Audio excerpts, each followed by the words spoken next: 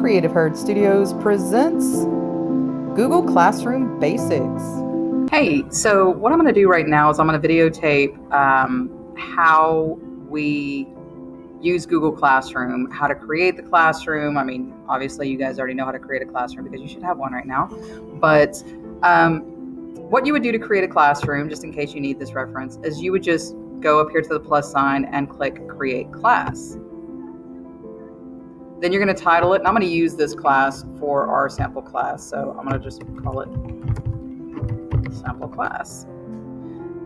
You could put in section. So if I'm putting Settlemeyer's art class, and then I put section art 2, subject would be art, room, I could put my classroom number if I wanted all that. I don't really use a lot of that. It's not really that important for me, but you can. So I'm going to click create.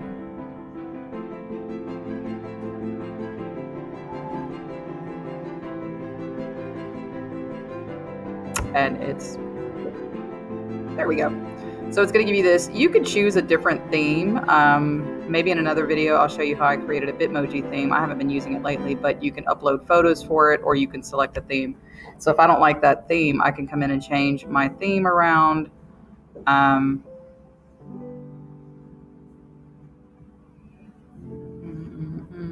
So they have another.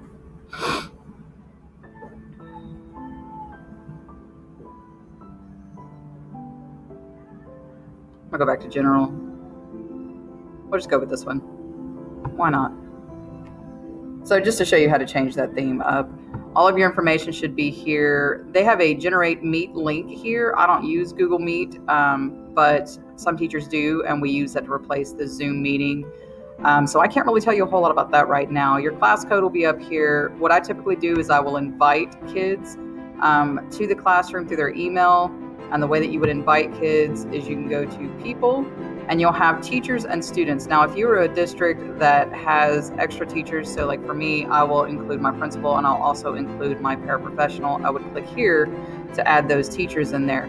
One thing you need to know though is if you add teachers to that teacher group, those teachers have the same ability that you do to add things to the classroom and to grade work and to, they can mess with things. And so make sure that they know. So when I have my paras in there, I tell my paras, hey, I put you in as a teacher so you could see everything. That way they can follow what students they might be following and see if those students are doing their work. But I ask them, don't touch anything, don't grade anything, don't do anything on there that could change any kind of assignment or anything for the kids. Students, here's how you would add a student. So you just come in and then you would start to type the name of a student. I'm just going to type a generic name right now. And then those names would pop up and you could click on those names and that will send an email to the student and they could either log in that way or when they pull up Google Classroom, it'll just have a spot for them to join. It's super easy and it keeps it under control because if I do the class comment, like if I tell them to use the code, sometimes the kids will use the wrong code. So for me, I have mixed kids in my classes. All my Art 1 kids are together, but my Art 2, 3, and 4 are in the same classes. So if I want my Art 2 kids to be in one classroom and then I want my Art 3 kids to be at a different classroom, if I put a class code up there, those kids are going to put the wrong class code in. So I find it easier just to invite them through their emails to do that.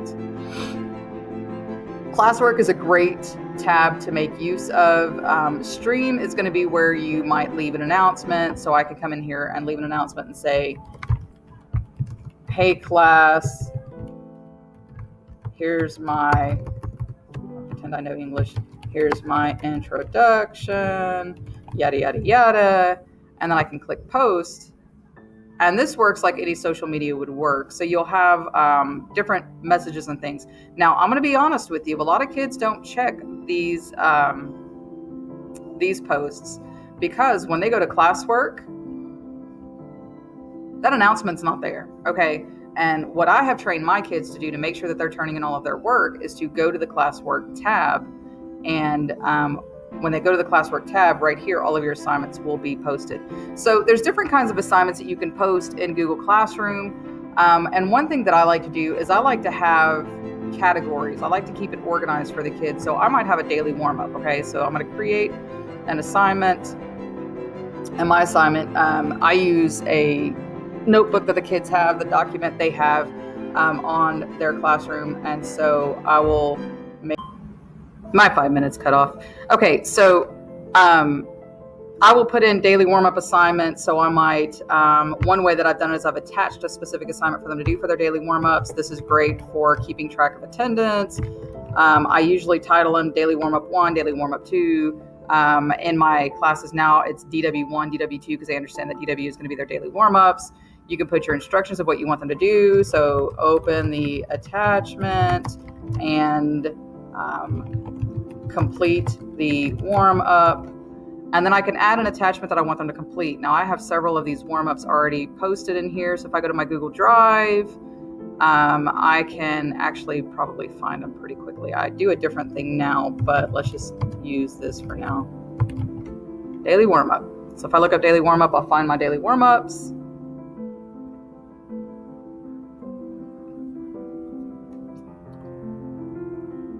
Oh, these are all my new daily warm-ups.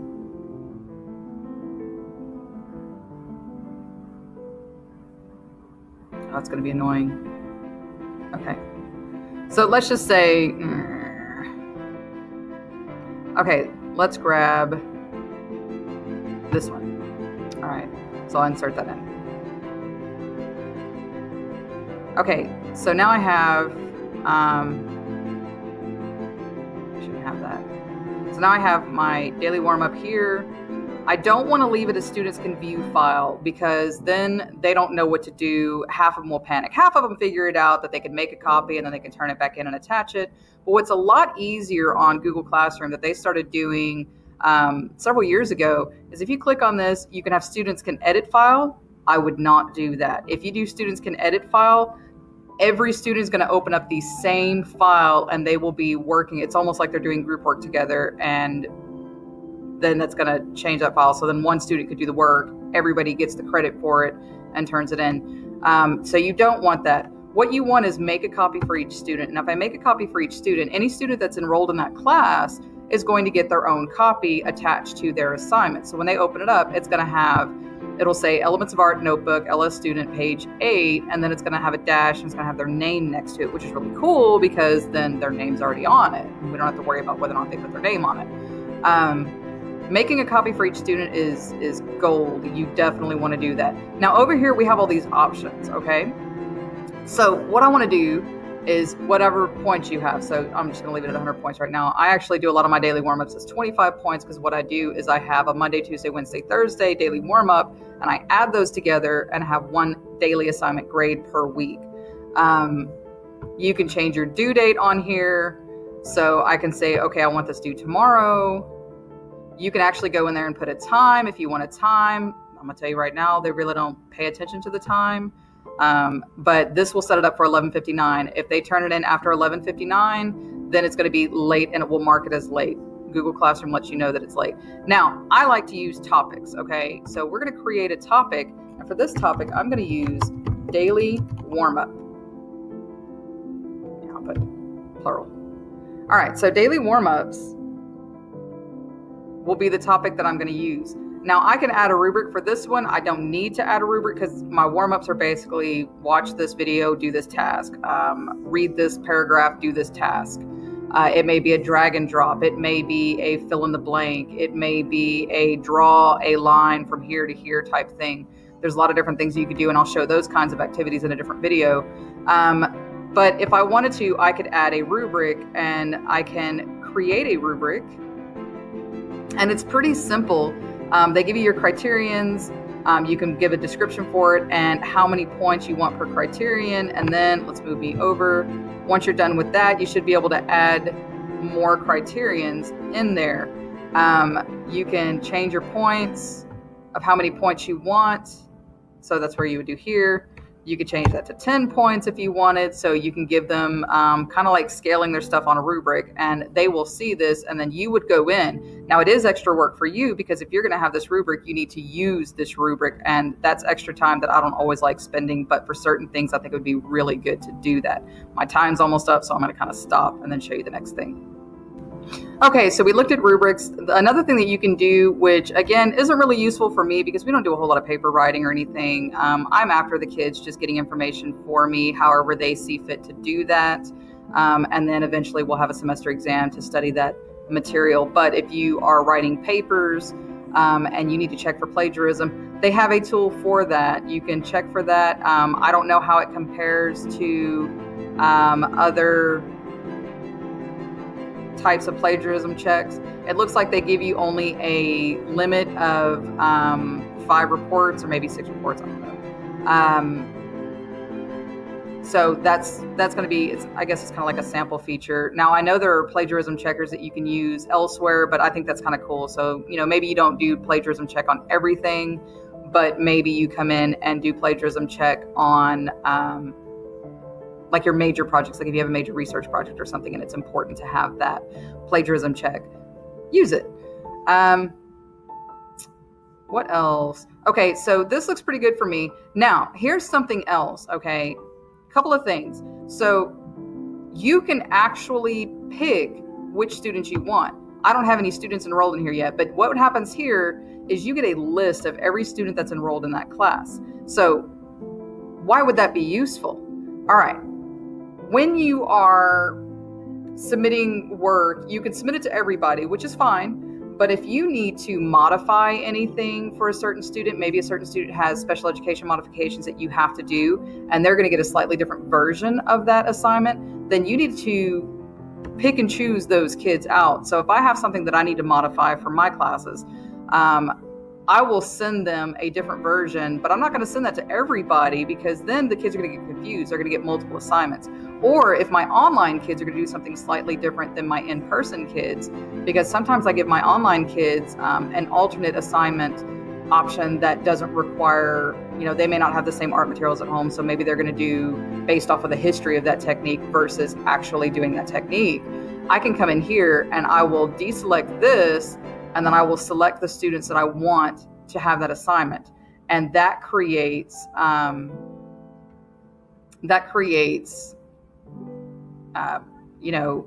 differentiation for those kids. All right. If you select individual students, though, you can only send it to one class. You can't send it to multiple classes at a time. Now, say I have a basic warm-up. My warm-ups I don't need to modify because my warm-ups are very simple, very easy to follow, and they are designed to be just that. So any level of kid can do these warm-ups pretty much.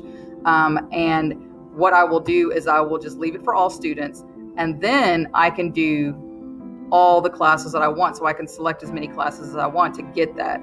Now, if you do that, if you select more than one class, you will have to just assign it. You can't schedule it. I don't know. I think that's something that they need to work on for Classroom, because for me, I would rather be able to schedule them all at the same time, because I will drop my warm-ups in the morning. So I might come in here and schedule it for the next morning, and you can hit schedule, and then you can pick which day. So I may set up a week's worth of warm-ups to schedule at 7 o'clock in the morning every morning, because I'm really bad about forgetting.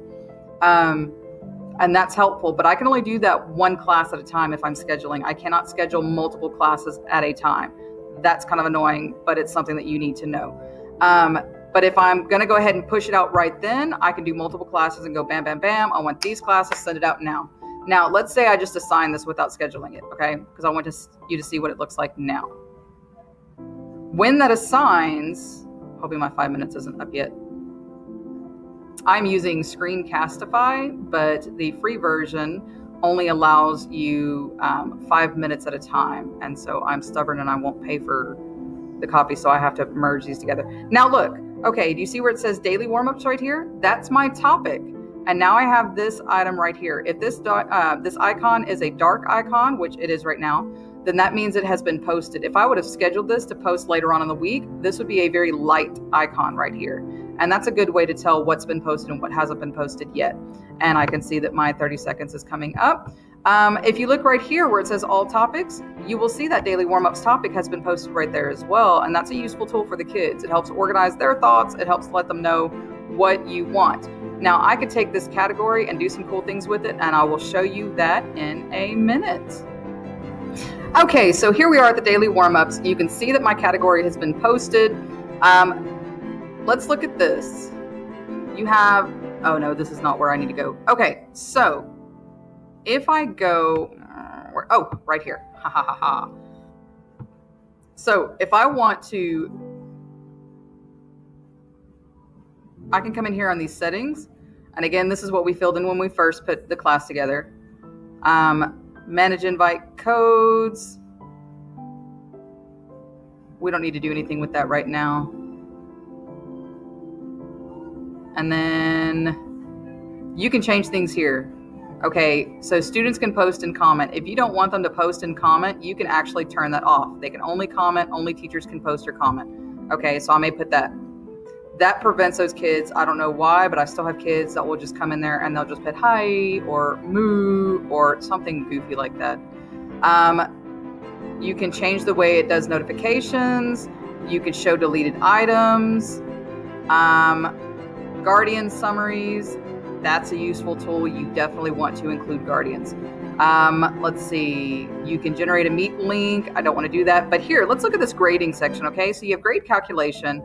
I don't do the grade calculation because the way that I do my grades is slightly different on here than what ends up in my grade book. So like I said, Monday, Tuesday, Wednesday, Thursday, I have my kids getting 25 points per day. Those 4 get combined to make 1 grade in my grade book. So that's slightly different calculation. So I don't like having that in there. But what you can do is create grade categories. So I can come in and say that I want a grade category of minor grades, because we do at our school a category of minor grades and a category of major grades. And then when I have that should automatically save. Oh no, it doesn't. Okay, so here, we'll save that. If I go back to that daily warm-up assignment, what I can do is I can go in there. Let's edit this bad boy. You can always go in and edit things. I can come in here and I can do a grade category and I can say, okay, this is a minor grade. Again, if I want to change those points, I can. So say I wanted that daily grade to only be worth 25 points. I'm going to do that. I make sure that my kids understand when they get a 25 out of 25, that's still 100. Someone will go, oh my God, why am I failing? I'm like, no, you got all your credit. I can change those things and I can save it. We're going to update that. Now, when they look at it, it puts right here that it is a minor grade, and that helps the kids sometimes understand that they have major grades and they have minor grades as well.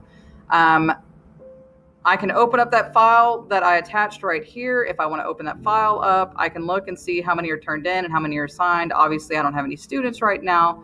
I don't know how to make a fake student account. If I could make a fake student account, I would do that, because then I could show you on video how it looks on the student side, because it is slightly different on the student side. So those are some of the major things that I do with all of that. Now, let me show you a different type of warm-up that I'll do sometimes, and I call it a Fun Fact Friday. So I'm just going to use that same thing just because we're making a sample. All right, now I like to do a Fun Fact Friday where they watch a video about an artist and they have to answer a question. And it may be just a simple question of which one was your favorite artwork. So I might say, which Kehinde Wiley, that's who we're covering this Friday, artwork is your favorite and why? All right. Now I can put instructions in there. Watch the video and tell me which artwork is your favorite and why. Then I'm going to need to add my video. So I'm going to add, I'm in the way. Okay, when I add, I have a YouTube link if I'm on the computer. If I'm on my phone app, because Google Classroom's on your phone too, I have to add the link. I can't go straight from YouTube, and I don't know why. So then I'm going to come in here. Oh, my 30 seconds is up. And I'm going to search for Kehinde Wiley. Let's see if I can do this in 30 seconds. Probably not. Oh, this is the video I'm actually using. So if I hit boom, there is that. And I'll show you what to do in just a second because I'm about to end. Okay, so I've added my Kehinde Wiley video. I have my question in there. I can go in and mine's going to be short answer because I want them to answer a question, but I can add multiple choice. I can only do one multiple choice question. I can't do multiple. I can only do one. but I could do a multiple choice question there if I wanted, or I could have a short answer in there if I wanted. Again, I can come in here, I can post it to all of my classes if I plan on assigning it right away. If I want to schedule it, I can schedule it. But I can only do that one class at a time. If I only wanted to go to certain students, I can only do that one class at a time, and I can pick out which students I want it to go to. I would select a category. Again, this would be a minor grade, it's just a daily grade thing. I do have those worth 100 points on Fridays. And then I can add a due date. So my due date would be, Friday. My due date is usually the same day that I schedule them. And then a topic. I need to create a topic because it's not a daily warm-up. It's a fun fact Friday warm-up. I don't like students being able to reply to each other, but I do like them to be able to edit their own answer. So once I have that set up, I like everything the way it looks, I'm going to click Ask. Now you'll notice I have a new category here. So I have daily warm-ups down here, and now I have the Fun Fact Fridays. So the kids know that when you go to the daily warm-ups, they have a very specific task that they're going to do. When they go to the Fun Fact Friday, that's a different type of assignment. So anytime I have a Friday assignment, I'm going to select this category, and it's all going to pile up under Fun Fact Friday. And then you'll notice we have these two things over here. Now what becomes useful is right now I have a section in my classroom called Interactive Notebooks, and my kids can actually click on Interactive Notebooks and it'll take them to that category. So if I click daily warm-ups, it's going to pull up just the daily warm-up category into a separate page. And then I can go back to all topics if I want to see all the topics. So instead of having to scroll through, because you think every day we are posting something, every day I have something posted in here because every day I need something for their attendance check. And those become all my daily grades. And then I will also post their art projects, and those art projects become major grades. I will post demonstration videos that I will attach in. So when I do an assignment, I will post a video, and then I will tell them to attach a picture of their final artwork when they're done. I usually post it at the beginning of the project, and they usually have about a week or two, depending on what kind of project we're doing, to get that turned in. So yeah, I think that's a lot of the stuff that you guys can benefit from learning about using Google Classroom. And I mean, that's how I do my Google Classroom. So I hope that was helpful for you and not too tormenting to sit here and watch me. All right. If you have any questions, if you know me, you can ask me those questions, and I can help you out the best I can. I think that's everything that we use. You can pull up this grade tab, and I don't have any students, but what would happen is it almost looks like a grade book. It'll have their names over here, and then it'll have the title of the assignments, and then it'll have their grades kind of plugged in from when you've gone in and graded their work. When you grade their work and submit it, it sends them an email that has their grade on it. One thing that I like to do is if I have, God, I wish I could put sample students on here. If I have a lot of students who have not done their work, I will click on all of those missing. Like you'll have a section that says assigned, and those kids will all have missing work. And you can click the assign button, and it'll highlight all of the kids that are missing. And then I can hit email. And when I hit email, it will email all of those students in a blind copy. So nobody else knows except for me and them which students are getting emailed. And then they can come in and go, okay, I have a missing work. I can go fill that in. Now that doesn't always work. Sometimes kids still just don't care, but a lot of those kids that maybe forgot to hit turn in or something, that helps them out. If I can figure out how to get a list of sample students, I will show you some more things on how to do that. There are plenty of videos online that you can find that help you with that kind of stuff, but I thought this is the stuff that I use the most, and the way that I organize my classroom the most. So I thought that would be beneficial for you. All right, I hope you enjoyed.